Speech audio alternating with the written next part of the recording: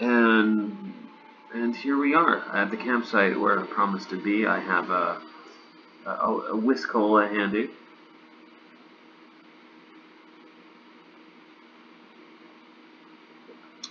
Because there's no guarantee anybody will come. But yeah, I'll do a quick intro of Topia, Topia.io. So, a few things about this.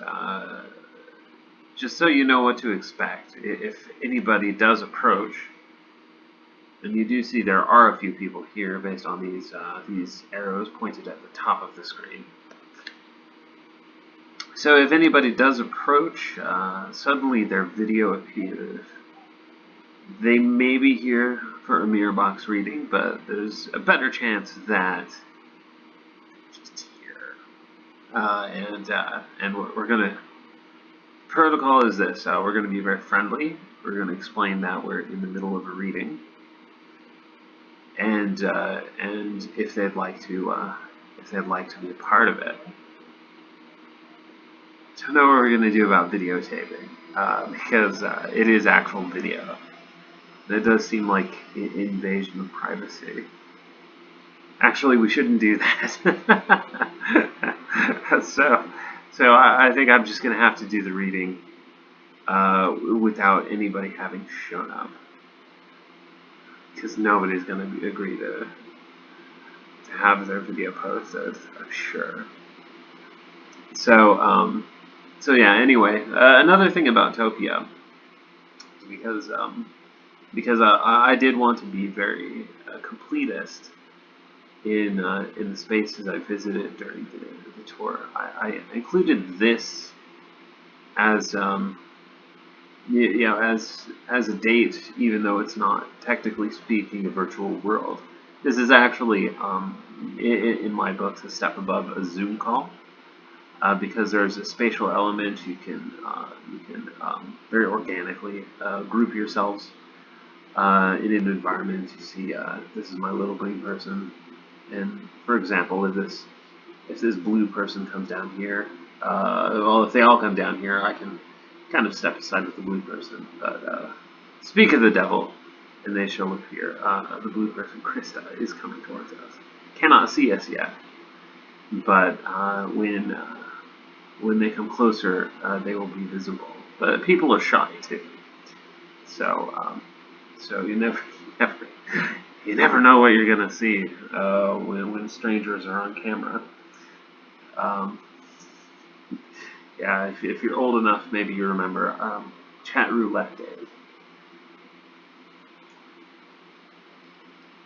But I think yeah, Topia.io is great. Like I've come here to meet strangers. I've come a few times to meet friends as well. Just because it's a very refreshing alternative uh, to the Zoom format, which is kind of uh, what am I going to say? Exhausting. Exhausting. I mean, look at me. I'm just next to a fire. Anyway, so since I have your ear, I can do a quick rundown of how the Mirror Box tour has been going. So last weekend I had a few dates. One in hubs, which allowed me to stream video, which I do enjoy, just because I get a chance to make sure the reading goes perfectly, and also do visual aids. So that's something I practiced a couple times now, and it's really fun. It's really fun to be an audience member in my own reading. And then we did Altspace, and Altspace might have been my favorite so far, just because it's like very well known as primarily an event space. So you don't always go there just to look around. You go to see what's happening at the moment, and some people found out that a reading was happening, and they were curious about it. They wanted to hear it, and they had like very honest questions. So we got a pretty good summary of what Mirrorbox is, what the tour is. I met a young man who is an aspiring writer himself, so I was able to share like whatever insight I have from my years of putting novels together. So that was probably the most satisfying so far, and it resulted in sales too. So that was like the cherry on top, if you will. So that was a good time. I should go back. Um, so on the way, we are covering a pretty wide range of places. So that's good. Yeah, so we have a wide range of places coming up. If you know a lot about virtual worlds, it's probably hilarious to you because the next one will be in Habbo Hotel, which I, I adore. I adore it. I love it, but it's kind of a guilty pleasure. One, because nobody my age should be there. But two, like it's just been around forever. So, like whatever barrier exists between young and old have never been penetrated because like everybody, let's say everybody in their early 20s and below has heard of it, but most people above that haven't. And and when you visit there, it's mostly nonsense. But for some reason, every time I go there, someone offers me a job. Like I went there. I went there. I think it was yesterday, just to do some prep, like to find the right place and like, test things out, make sure I still knew how to use the platform. And one of the places I went to was the White House, and and I went there, and there were all these restricted areas. And whenever I met with frustration in these platforms, I immediately started yelling about it, very much like a Karen. But like when someone talks to me, I'm very chill, very nice. But but until that point, when I'm pretty sure no one's paying attention, I get a bit cantankerous. So as I was yelling, a guy walked up behind a desk and said, "Excuse me, sir, would you like a job here in the White House?" And and of course, like I treated everything like a comedy bit, so I told him that was impossible because I was a felon. And and continuing the bit, he told me, uh, "That's no problem for us, sir. That isn't in our records, and for us, you have a clean slate." So, and of course, that sounds amazing. Like, what should I do? It's like, oh, not very much at this point, but if you stick with us, one day you could be our president. So, wow, you're president. That'll be your downfall. It's like an angry mob on you. But,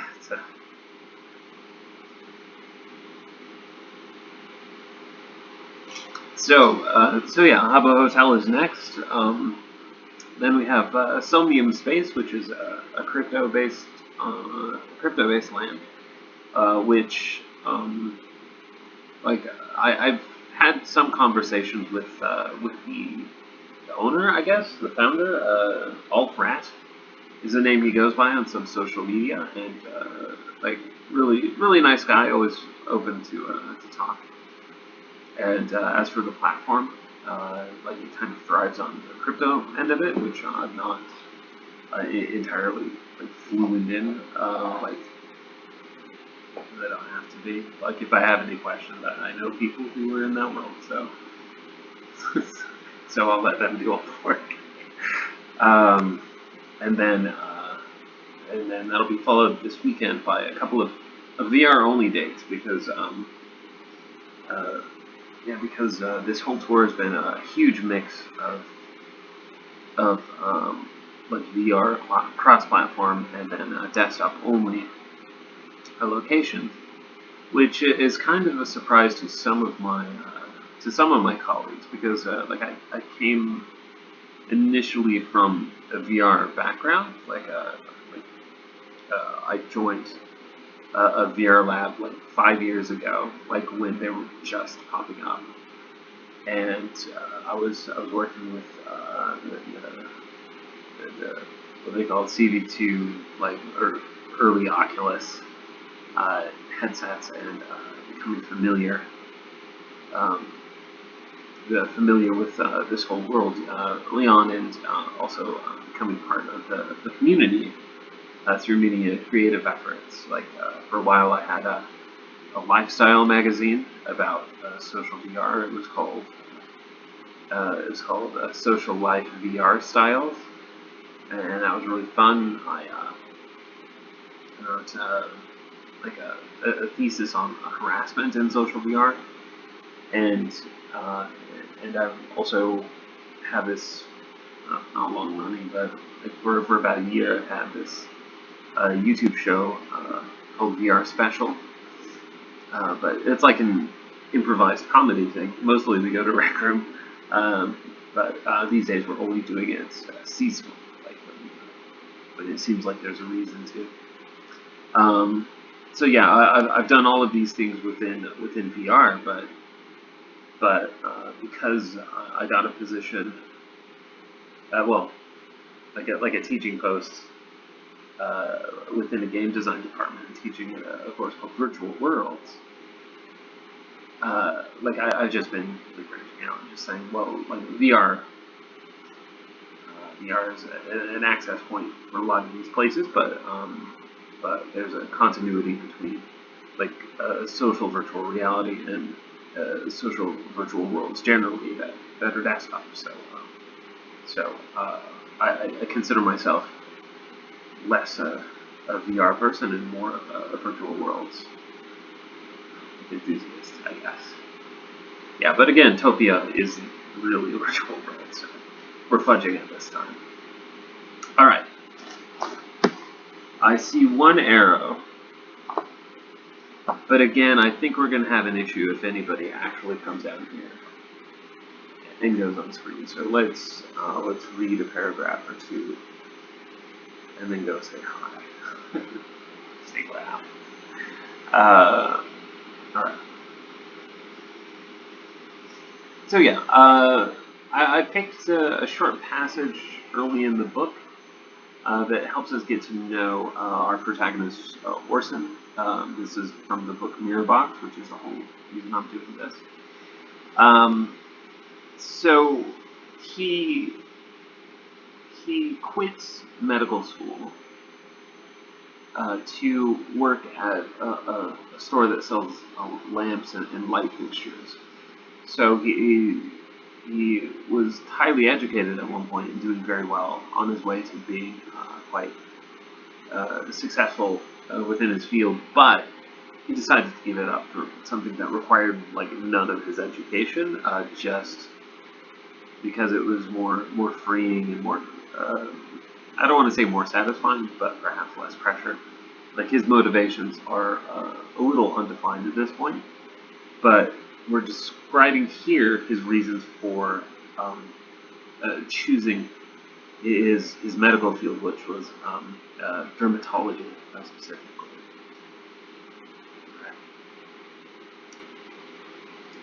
One of my great fears has always been surgery. That was the prime reason for choosing dermatology over one of the more intrusive medicines. I wanted to be skin deep. If a patient came to the surgeon's table with a sense of dread, I would sympathize wholeheartedly. I imagined myself wrapping straps of the plastic gas mask around their ears while the patient's eyes searched frantically for an escape. With profound remorse, I would give slow half-turns of the metal knob wincing at its shrill, piercing shriek. My own breath would become labored as the noxious gases hissed through the canister, filled their lungs, and deadened their senses. Fortunately, I've never held or gone under the knife. The thought of passing into unconsciousness, never to awaken, doesn't haunt me so much, or rather, is secondary. It's a state of half-consciousness that truly frightens me, where you can see and hear the world around you, but you're senseless and incapable of movement or speech. There's no prison more confining for the living soul than the dead body. Despite what you may think, this fear isn't irrational. It happens all the time. Naturally, some minds would resist the chemically induced slumber. It's a fair example of mind over matter. For this reason, med school students are told not to ridicule their patients while they're knocked down. If you wake up during heart surgery, for example, it would be horrific enough to hear the irregular beating of your own exposed heart. Imagine how much more traumatic it would be if your doctor, preserver of your life, called you a beached whale while cutting you open. What would that do to your sense of security? For your terror and wooden pride, you would uselessly plead with your body, begging it to move. Hi there.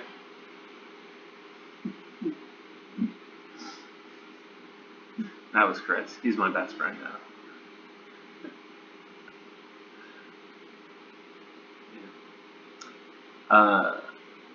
You try to cover your ears and from the word beating, to shove the abusive doctors from your person, and finally reach into your own chest to smother the twitching pulses of the faulty organ. You can't, though. In that moment of moments, you won't move, take comfort, or relax. Instead, in a sudden and violent way, you realize that you are a mind, separate but dependent on a body, and it will be a moment of utter, blinding panic.